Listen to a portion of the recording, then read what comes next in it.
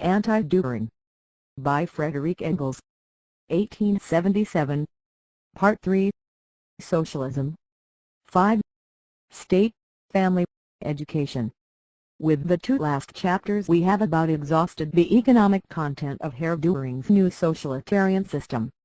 The only point we might add is that his universal range of historical survey does not in the least prevent him from safeguarding his own special interests, even apart from the moderate surplus consumption referred to above. As the old division of labor continues to exist in the socialitarian system, the economic commune will have to reckon not only with architects and porters, but also with professional writers, and the question will then arise how authors' rights are to be dealt with. This question is one which occupies Herr Dühring's attention more than any other.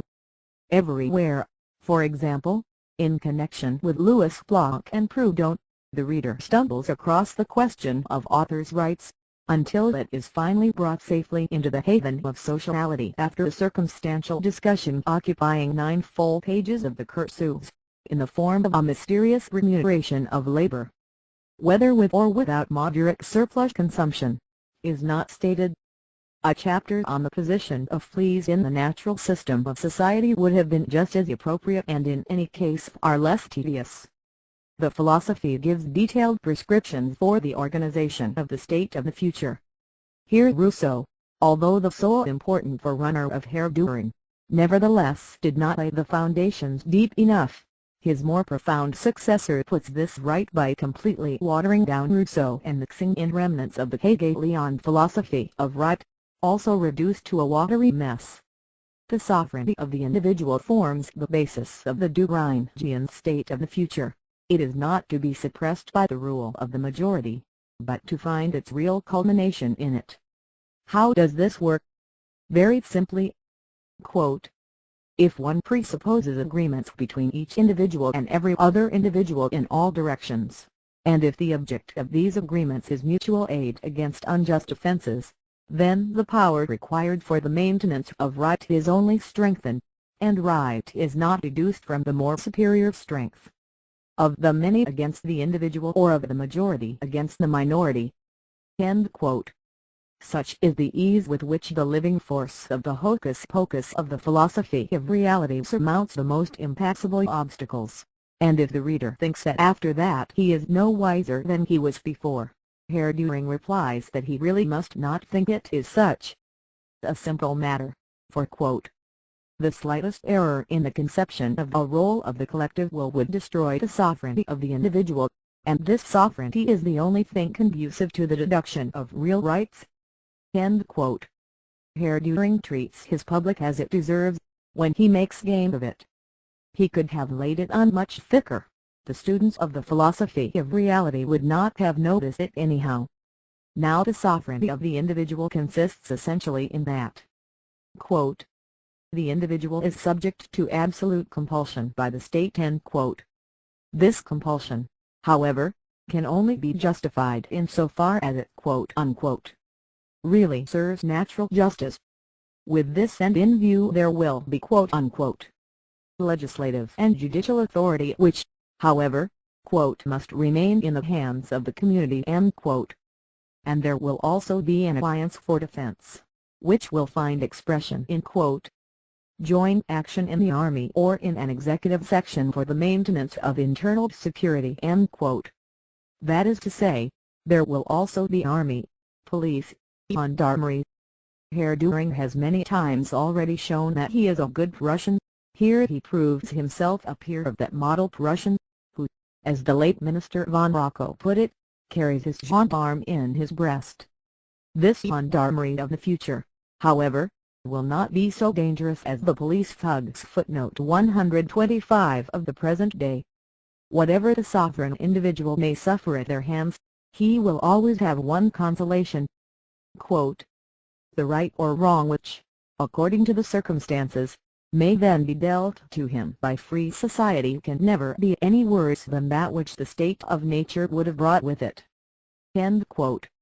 And then, after Herr Dühring has once more tripped us up on those authors' rights of his which are always getting in the way, he assures us that in his world of the future there will be, quote, "of course, an absolutely free bar available to all," end quote. Quote, "the free society, as it is conceived today," end quote, "gets steadily more and more mixed.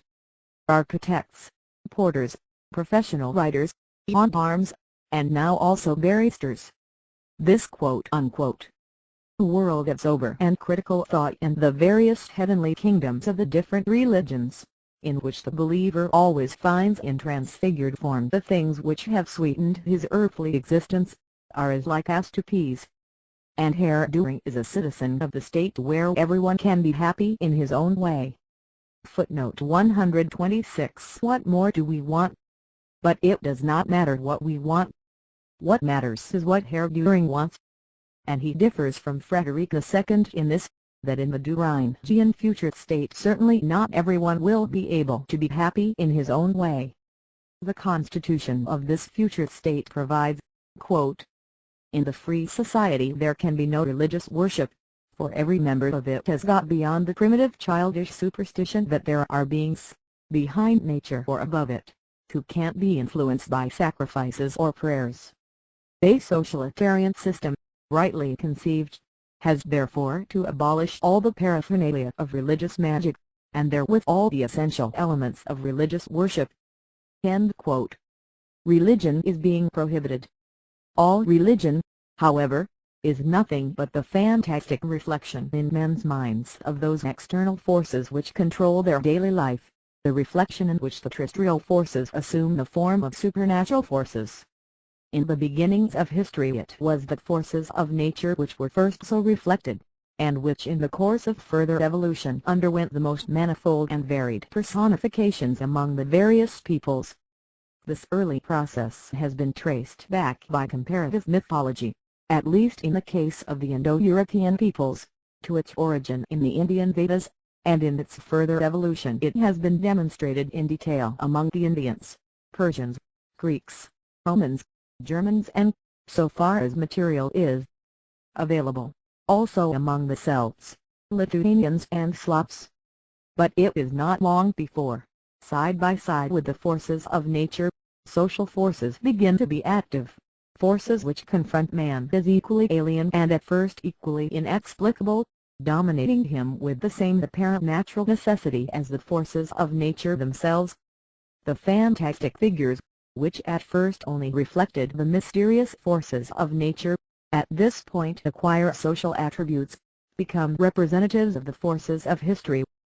Subfootnote 16. At a still further stage of evolution, all the natural and social attributes of the numerous gods are transferred to one almighty God, who is but a reflection of the abstract man. Such was the origin of monotheism, which was historically the last product of the vulgarist philosophy of the later Greeks and found its incarnation in the exclusively national God of the Jews, Jehovah. In this convenient, handy and universally adaptable form, religion can continue to exist as the immediate, that is, the sentimental form of men's relation to the alien, natural and social, forces which dominate them, so long as men remain under the control of these forces. However, we have seen repeatedly that in existing bourgeois society men are dominated by the economic conditions created by themselves, by the means of production which they themselves have produced, as if by an alien force. The actual basis of the religious reflective activity therefore continues to exist, and with it the religious reflection itself. And although bourgeois political economy has given a certain insight into the causal connection of this alien domination, this makes no essential difference. Bourgeois economics can't neither prevent crises in general, nor protect the individual capitalists from losses, bad debts and bankruptcy, nor secure the individual workers against unemployment and destitution. It is still true that man proposes and God, that is, the alien domination of the capitalist mode of production, disposes. Mere knowledge, even if it went much further and deeper than that of bourgeois economic science, is not enough to bring social forces under the domination of society. What is above all necessary for this, is a social act. And when this act has been accomplished, when society, by taking possession of all means of production and using them on a planned basis, has freed itself and all its members from the bondage in which they are now held by these means of production which they themselves have produced, but which confront them as an irresistible alien force. When therefore man no longer merely proposes, but also disposes, only then will the last alien force which is still reflected in religion vanish, and with it will also vanish the religious reflection itself, for the simple reason that then there will be nothing left to reflect. Herr Dühring, however, cannot wait until religion dies this, its natural death. He proceeds in more deep-rooted fashion. He out-Bismarcks Bismarck. He decrees sharper May laws. Footnote 127. Not merely against Catholicism, but against all religion whatsoever. He incites his gendarmes of the future against religion, and thereby helps it to martyrdom and a prolonged lease of life. Wherever we turn, we find specifically Russian socialism. After Herr Dühring has thus happily destroyed religion, quote, man, made to rely solely on himself and nature, and matured in the knowledge of his collective powers, can intrepidly enter on all the roads which the course of events and his own being open to him. End of quote. Let us now consider for a change what course of events the man made to rely on himself can intrepidly enter on, led by Herr Dühring. The first course of events whereby man is made to rely on himself is being born. Then, for the period of natural minority, he remains committed to the natural tutor of children, his mother. Quote, this period may last, as in ancient Roman law, until puberty, that is to say, until about the 14th year. End of quote. Only when badly brought up older boys do not pay proper respect to their mother's authority will recourse be had to paternal assistance, and particularly to the public educational regulations to remedy this. At puberty the child becomes subject to the natural guardianship of his father if there is such a one of real and uncontested paternity. Otherwise the community appoints a guardian. Just as Herr Dühring at an earlier point imagined that the capitalist mode of production could be replaced by the social without transforming production itself, so now he fancies that the modern bourgeois family can be torn from its whole economic foundations without changing its entire form. To him, this form is so immutable that he even makes ancient Roman law, though in a somewhat ennobled form, govern the family for all time, and he can conceive the family only as a bequeathing, which means the possessing unit. Here the utopians are far in advance of Herr Dühring. They considered that the socialization of youth education and, with this, real freedom in the mutual relations between members of a family, would directly follow from the free association of men and the transformation of private domestic work into a public industry. Moreover, Marx has already shown Capital, Volume 1 page 515, that modern industry, by assigning as it does an important part in the socially organized process of production, outside the domestic sphere, to women, to young persons, and to children of both sexes, creates a new economic foundation for a higher form of the family and of the relations between the sexes. End quote. Every dreamer of social reforms, says Herr Dühring, naturally has ready the pedagogy corresponding to his new social life. If we are to judge by this thesis, Herr Dühring is a veritable monster among the dreamers of social reforms. For the school of the future occupies his attention at the very least as much as the author's writes, and this is really saying a great deal. He has his curricula for school and university already and complete, not only for the whole foreseeable future but also for the transition period. But we will confine ourselves to what will be taught to the young people of both sexes in the final and ultimate socialitarian system. The Universal People's School will provide everything which by itself and in principle can have any attraction for man, and therefore in particular the foundations and main conclusions of all sciences touching on the understanding of the world and of life. In the first place, therefore, it teaches mathematics, and indeed to such effect that the field of all fundamental concepts and methods, from simple numeration and addition to the integral calculus, is completely compassed. End of quote. But this does not mean that in this school anyone will really differentiate or integrate. On the contrary, what is to be taught there will be, rather, entirely new elements of general mathematics, which contain in embryo both ordinary elementary and higher mathematics. And although Herr Dühring asserts that he already has in his mind schematically, in their main outlines the contents of the textbooks which the school of the future will use, he has unfortunately not as yet succeeded in discovering these elements of general mathematics, and what he cannot achieve can only really be expected from the free hand-enhanced forces of the new social order. End quote. But if the grapes of the mathematics of the future are still very sour, future astronomy, mechanics and physics will present all the less difficulty and will provide the kernel of all schooling, while the science of plants and animals, which, in spite of all theories, is mainly of a descriptive character will serve rather as topics for light conversation. End quote. There it is, in black and white, in the philosophy, page 417. Even to the present day Herr Dühring knows no other botany and zoology than those which are mainly descriptive. The whole of organic morphology, which embraces the comparative anatomy, embryology, and paleontology of the organic world, is entirely unknown to him even by name. While in the sphere of biology totally new sciences are springing up, almost by the dozen, behind his back, his puerile spirit still goes to Raffsnader just for kinder for the eminently modern educative elements provided by the natural scientific mode of thought and and this constitution of the organic world he decrees likewise for the whole. Here, too, as is his wont, he entirely forgets chemistry. As for the aesthetic side of education, Herr Dühring will have to fashion it all anew. The poetry of the past is worthless for this purpose. Where all religion is prohibited, it goes without saying that the mythological or other religious trimmings characteristic of poets up to now cannot be tolerated in this school. Poetic mysticism too, such as, for example, Goethe practiced so extensively, is to be condemned.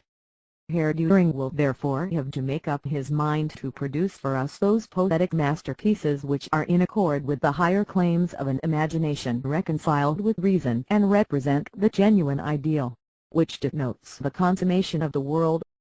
Let him not tarry with it.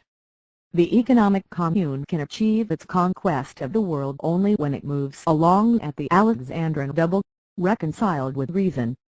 The adolescent citizen of the future will not be much troubled with philology. The dead languages will be entirely discarded. The foreign living languages, however, will remain of secondary importance. End quote.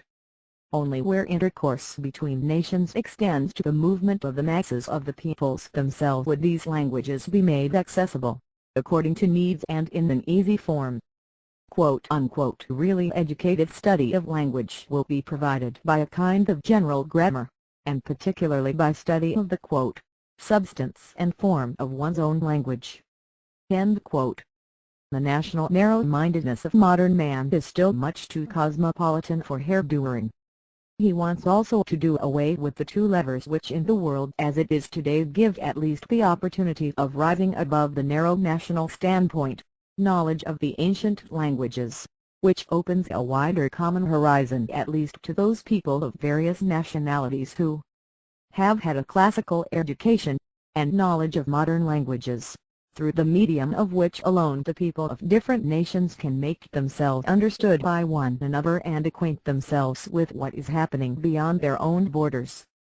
On the contrary, the grammar of the mother tongue is to be thoroughly drilled in substance and form of one's own language, however, become intelligible only when its origin and gradual evolution are traced, and this cannot be done without taking into account, first, its own extinct forms, and secondly, cognate languages, both living and dead.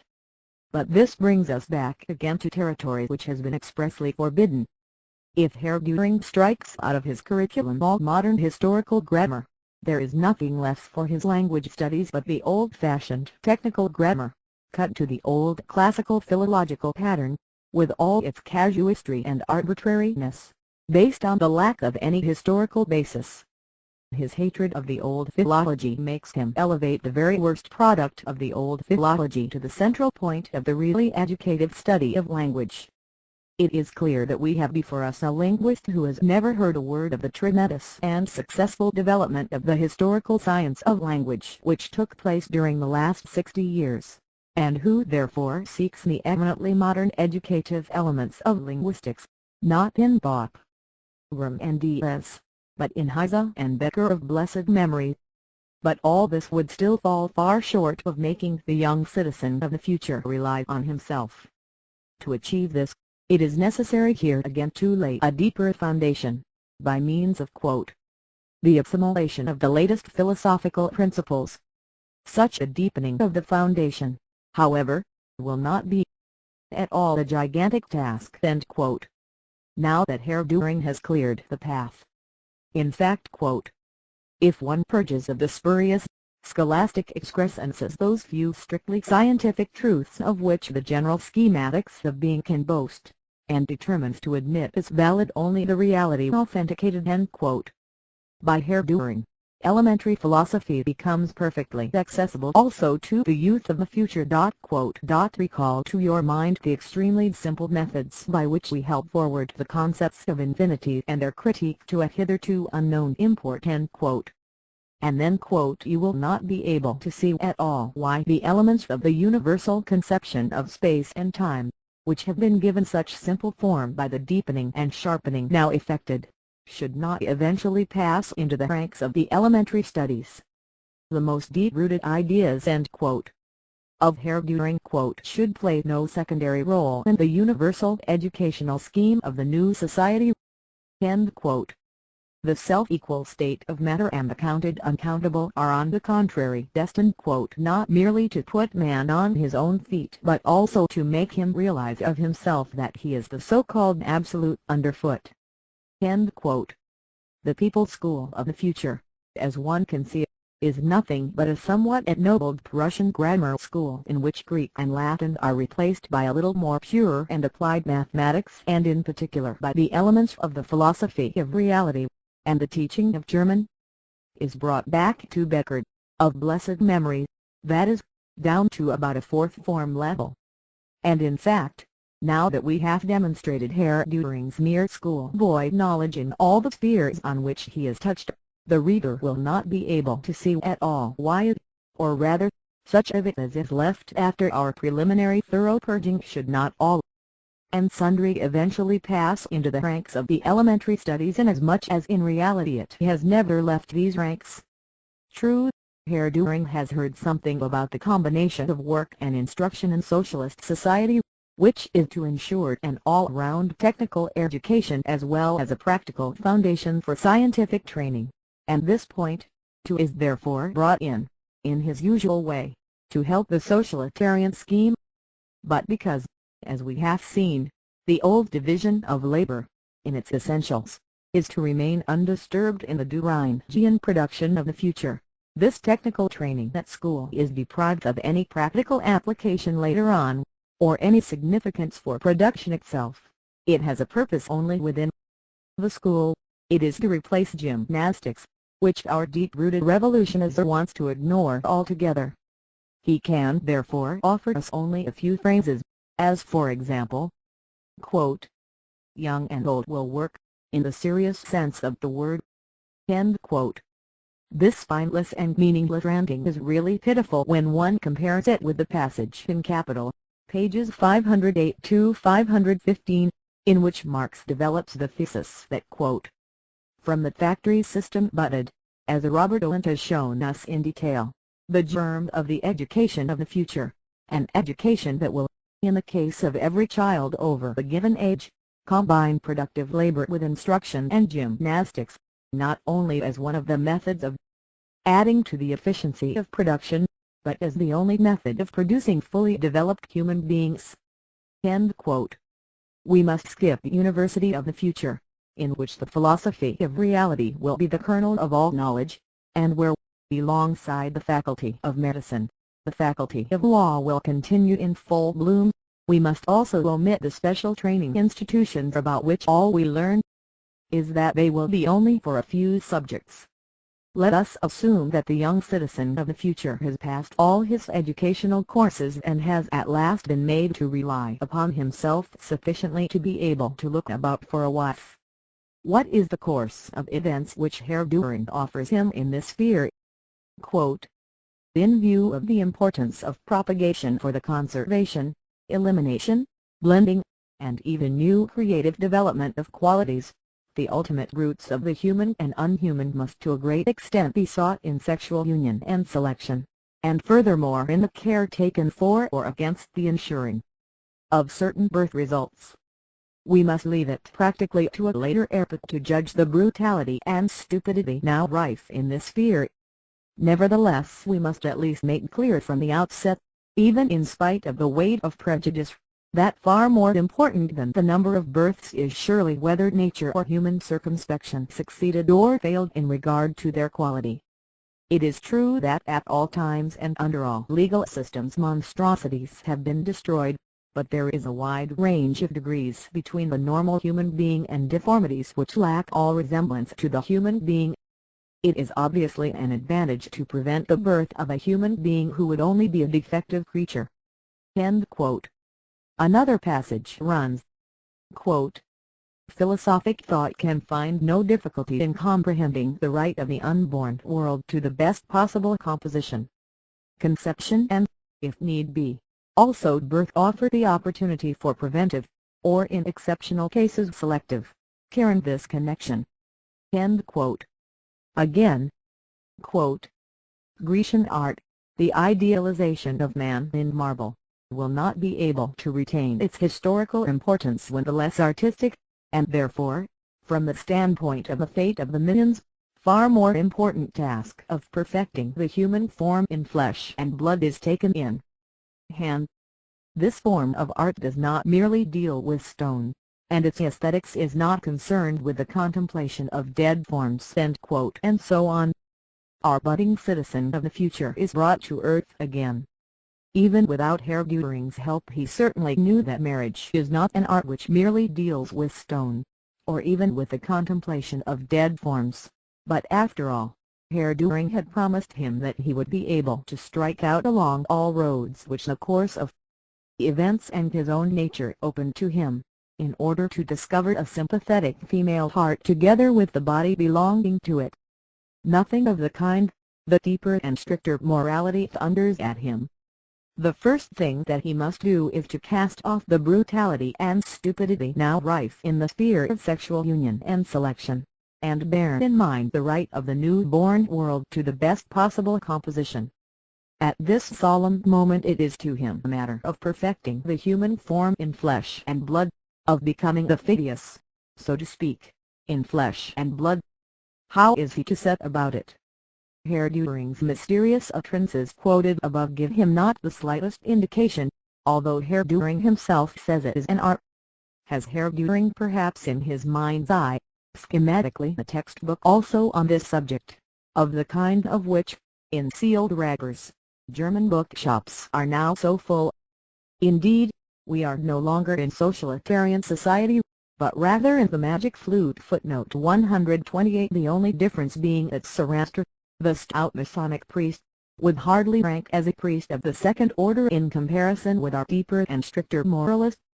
The tests to which Zoroaster put his couple of laws adepts are mere child's play compared with the terrifying examination through which Herr Dühring puts his to sovereign individuals before he permits them to enter the state of free and ethical marriage.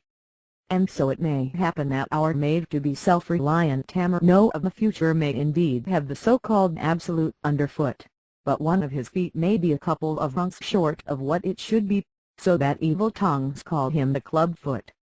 It is also within the realm of the possible that his best beloved Camina of the future does not hold herself quite straight on the above-said absolute, owing to a slight deviation in the direction of her right shoulder which jealous tongues might even call a little hump. What then? Will our deeper and stricter Zoroaster forbid them to practice the art of perfecting humanity, in flesh and blood, will he exercise his preventive care at conception or his selective care at birth? 10 to 1, things will happen otherwise. The pair of loggers will leave Sir Dühring where he stands and go off to the registry office. Hold on there! Herr Dühring cries. This is not at all what was meant. Give me a chance to explain. If the quote, higher, genuinely human motives of wholesome sexual unions, the humanly ennobled form of sexual excitement, which in its intense manifestation is passionate love, when reciprocated is the best guarantee of a union which will be acceptable also in its result. It is only an effect of the second order that from a relation which in itself is harmonious a symphoniously composed product should result. From this in turn it follows that any compulsion must have harmful effects." End quote. And so on.